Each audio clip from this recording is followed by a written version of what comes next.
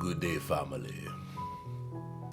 This is the 10% Happier Self-Care Journey. Today is 3/16/20. And I just noticed that I put 2017 on my notes. Have no idea why I'm talking in this particular accent, and I really don't even know what accent this is. I just know that when people talk like this, it makes things sound more important. Like, for instance, if I say hello to everyone here, hello Jacqueline, hello Karen, hello, and thank you, make yourself at home. So I have no idea why I'm talking like that, right? It's just that that voice makes everything sound more important. What's up, family? 10% Happier Self-Care Journey. Today is March 16th, 2020. I hope that you are well, and if you're not, I hope that this self-care journey helps you to get there one morsel of health at a time. So the reason why I use that voice that I was using at the very beginning is that today we're talking about the comparing mind. And for some reason that voice makes the topic of the comparing mind sound more interesting to me. The comparing mind. So what are we talking about? I think that's pretty easy to know what we're talking about here. But let's dive into it. So the first thing I'm going to do is I'm going to paste the notes that I have written out that you can follow along with in the chat. And don't mind the fact that I put March 16th, 2017. Because for some reason after writing 16, I wrote 17 as the year. Go figure. Okay. Here we go. Constantly comparing yourself to others is a restless, unproductive, unhealthy habit. Deciding who we are based on other people's status, achievements, preferences, etc. is a fruitless activity because the source of validation is being derived from a standard that will always fluctuate when a new person enters the equation, thereby becoming the new object of comparison. Constantly comparing yourself to others is restless and unproductive. And, I think we know this, but being creatures of habit, and because of the fact that comparing yourself and competition does have a place in this evolutionary scale, it's worthwhile talking about it in a realistic way instead of speaking about it in an unrealistic way, like it's not normal to be competitive or to compare yourself. It is, and we'll talk about it in a few minutes. But the main deal is that if you become obsessive, that's when you get in trouble. Jacqueline Hayes says, "Hey Aaron, I love your different voice." Thank you, Jacqueline. Thanks for watching. Hey Amos, thanks for hanging out. Happy Monday to everyone here. So deciding who we are based on other people's status and achievements, that's the part that's like really, really fruitless, because the source of validation is not being derived from you, where it needs to come from, but it's being derived from outside standards that will always fluctuate. And that's the part, that's how we get in trouble. Because no matter what happens, if you compare yourself to this person, and then all of a sudden you're in competition with that person, even if it's just in your own mind, okay, you get to a point where for some reason you feel like you're better than the person, or you've given up. Well, then you're okay until somebody else comes along, and then you're back to doing the same thing because you're looking externally instead of looking internally for your validation. You're going to have some sense of paying attention to others and comparing yourself or sizing yourself up because that can tell you where you are, maybe what you desire, maybe what your goals are, and that is the case. But the truth of the matter is everything in moderation, and too much of anything we know is not a good thing, right? So that the next person that comes along becomes the new object of comparison, and then you're right back to this cycle all over again. Now let's talk about the flip side of this coin real quick. Here's the flip side of the coin. At times, comparing yourself to others can be the source of inspiration to do something positive.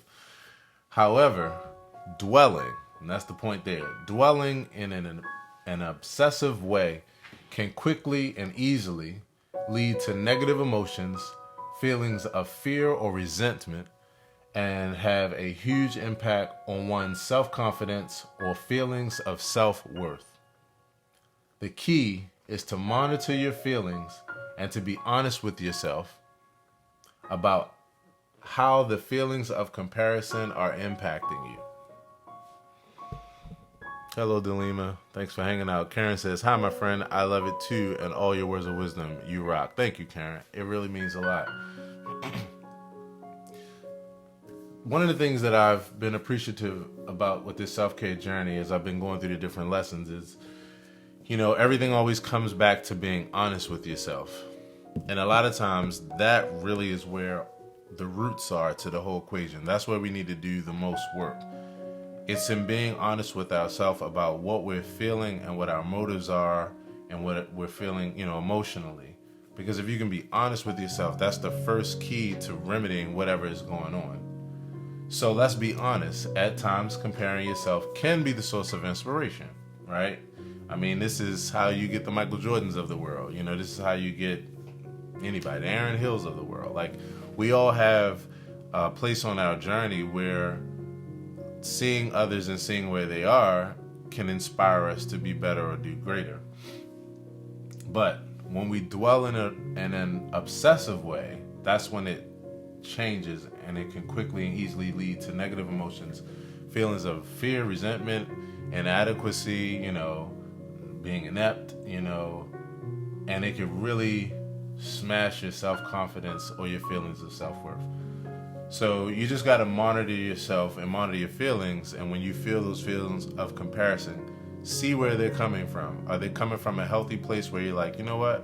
I really appreciate that person is doing that. I like to be like that too. I like to do that too. Or that makes me think about something I want to do. Like, sometimes even in a healthy way, if it's like, well, I'm not going to be left behind while all these people do this. And it can be a positive thing. But if it really deeply impacts your self-confidence, and even worse, when it's making you question your entire self-worth, that's when you know that you're in a place of urgent emergency, and it's not healthy at all. Comparing is the opposite of sympathetic joy. And I never heard of the term sympathetic joy before this course. I think it was a term that Sharon Salzberg came up with. And so, sympathetic joy is the feeling which arises when one regards all beings with loving kindness and then perceives those who are happy and those who have created a lot of merit or even attained liberative insight. They feel feelings of loving kindness towards them, or in this case, what's being called sympathetic joy. The fun thing about this was the other day, if you take a look at my last self-care session called Celebrating Others' Success, we went over a couple of other words too that also hitched onto that sympathetic joy concept. Another word is mudita, which is a Hindi word, and it means joy, especially sympathetic or vicarious joy. And then another term is compersion, which is an empathetic state of happiness and joy experienced when another individual experiences happiness and joy. So these are all ways of expressing sympathetic joy. And comparing yourself in a very negative way, with jealousy and envy and feelings of inadequacy, feelings of other people are stealing credit or accolades from you, or stealing opportunities. I just had a talk the other day with a friend of mine. Hey, lovely Miss Gianna, Michael Orr, thank you for hanging out. I had a conversation with a friend of mine the other day where it was just like, yeah, like I can't dwell in those places. I can't dwell on the feeling like others are getting opportunities or doing things that, you know, it's just not fair. I just can't dwell there. You know, to me, it's like there's no gain, there's no fruitfulness about dwelling there. And that's even if it is the case. I guess I'm just optimistic, Aaron. Like I just think that instead of dwelling on the negatives in that regard and what other people are doing and the opportunities they're getting that you should be getting and all this kind of stuff, I believe if you just focus your energy on what you want to get, or focus your energy on being the best that you can be, showing up in the best way, making the best content, you know, making the best impression, you know, shedding all your chops, you know, to really just put yourself in a position of being extremely valuable or extremely positive or bringing something positive to the equation. I just think that that's all you need to just hurdle over all of the foolishness. So you don't have to worry about it. Like I've never worried about somebody getting an opportunity that I thought I should have gotten, because I'm like, I don't live in a place of lack, you know, and I guess that's what it is, you know. I don't live in a place of lack. I feel like there's enough opportunity to go around, and I also feel like, I mean, I'm happy for that person. Somebody got to get it. That's the nature of the game, you know. Even if it's limited, I might be like, damn, but like, come on. At the end of the day, like, is it that serious? And I believe the answer is no, even though sometimes for us we act like it is very serious in that way. So drop me a line. Let me know what you all think about this, you know. What do you think about the concept of comparison? Do you feel like, you know, I believe most of us can identify with it being unhealthy. Do you also feel like there's a healthy aspect to comparing that also can be a motivator and a positive reinforcer of things like perseverance and stuff like that? So here's one way to have like a reality check. Remembering that everyone's life is a mixture of pleasure and pain, and joy and sorrow will naturally decrease your comparing and judgment and increase your degree of empathy, compassion, and mindfulness. This is one of those ones that I think, you know, we can all identify with, but it can't be overstated. No matter how much you compare yourself to someone else and, you know, have these negative feelings or toward them or toward yourself, how much you envy or what have you, the truth of the matter is that person has things too, that their life is just like yours. They have ups and downs, you know, they have things that they're happy about and places where they feel totally inadequate and feel defeated and feel low, you know. There are places, honestly, and this is the thing you'd be surprised about, there are places where people that you envy, where they envy you. You know, I had to tell someone that not too long ago, someone who stated to me that they envied something about me, you know, in my upbringing, that kind of thing. And I'm like, yeah, but at the same time, everything has its pros and its cons. So this is the benefit you had by having this, you know, and that's just the pro that comes to that equation. So I could be envious of that, you know, or like, you know, it's just, I'm just like, you know, we're all out here breathing the same air, putting one foot in front of the other, trying to live life the best we can. No matter how glamorous someone's life looks, it is nowhere near glamorous, and you cannot judge what they have, what they've attained, or where they are on what you see. Because even the things that you envy, you have no idea the work that they had to put in to do that. You have no idea what they had to deal with. You have no idea what that comes with, you know. As the old, as the let's see, as the legend, the old ancient prophet said, more money, more problems.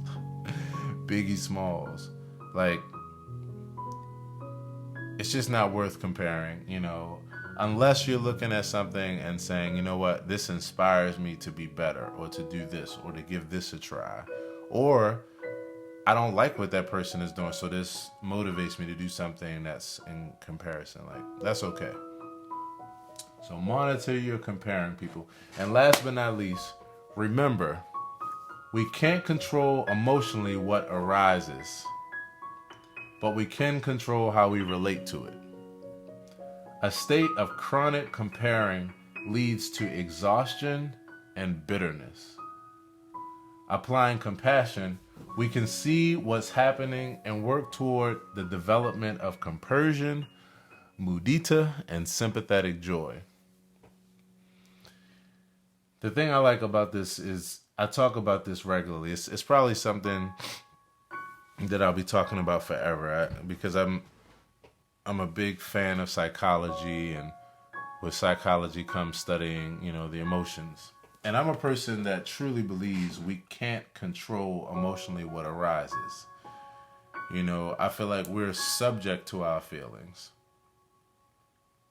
From there, because you can't, when you're fearful, that's an evolutionary trait. When you're fearful, this is something that came about via evolution that allowed me to be able to sit here to talk to you today, and you to be able to be present to listen. We survived because evolution gave us certain traits, certain responses and reactions to our environment in order to survive. So if you hear a loud noise, it's natural for your heart to jump, for you to all of a sudden be alert, maybe even your blood and stuff, to start flowing to the point of getting ready to fight or flight. Like, that's normal, that's natural. So you can't control that initial visceral thing. If you could control it, you'd be in trouble. Because it's an automatic response to help you survive at this point. But the part that we're working on, and the part where we do have the ability to have an influence and impact in the equation, is that we can control how we relate to it. And that's what we're working on. Controlling how we relate to that initial response. So if you find yourself comparing, just see what side it's falling on. If it's falling on the negative side, be gentle with yourself. Understand, like we learned a lot earlier in this self-care journey, it's just a mental state. It will pass, Give yourself compassion, because we can see what's happening, and you can work towards the development of joy and sympathetic joy and compassion. So that is it, my friends. And so, that, and in lieu of, our current health crisis and these things that are going on, this is why I feel self-care is so important, and why I'm happy to do this self-care journey, because the truth of the matter is we all need every day to focus on these things in order to deal with all the different things that we deal with on a regular basis, both just individually, just with ourselves, that has nothing to do with anyone else, or something that affects the entire planet. So here we are, another self-care journey day. So here we go. We're gonna end with what I call the 30-second meditation technique, and this is just a matter of taking 3 deep breaths and 10 seconds of mindfulness. You can do this no matter where you are. You can do this at any given time, any given place, and you don't need an ideal environment or the right music or candles or fragrances and essential oils or any of that stuff. So I invite you to do this wherever you are, even if you're driving in a car, to do this. So we're just going to settle in, and our goal is to just take 30 seconds to be able to de-escalate if needed. And if we're at a place where we're already at peace, is to just practice coming to this space so that we can, A, live in this space, and then 2, when we aren't living in it, we can know how to easily access it from just practice. So So we're going to take 3 deep breaths. We're going to take long inhales through the nose and long exhales through the mouth. So with that, let's take a deep breath in and out.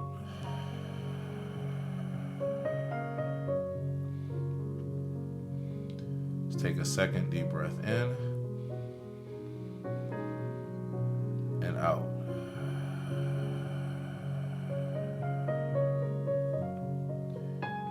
And one more final deep breath in and out.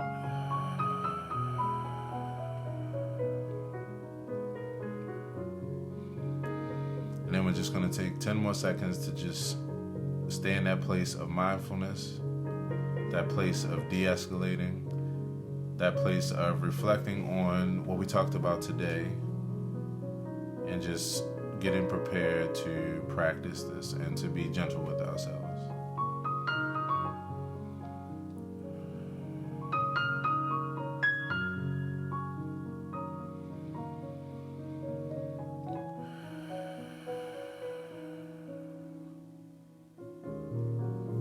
Just for the road, let's take one more deep breath in and out. And that's our self-care session for the day. I appreciate you all. Hello to Teresa, Michael, lovely Miss Gianna, Delima, Karen Brown, Amos, Jacqueline. Thank you all for hanging out, and everybody else that's watching after the fact. I appreciate you. Drop a line and let me know how you're doing. You know, of course, like I said a few minutes ago, this self-care thing is even more important. You know, it's always important, but of course, when you're dealing with different circumstances in life, and especially with those like we're dealing with, you know, all together as a race, as a society, you know, as a people, as a species, it becomes even more important. So I care about that for myself. I care about that for you. And so drop a line, let me know how you're doing in general. And yeah, we'll keep going with this thing. The music in the background is my original song called Breath of Life.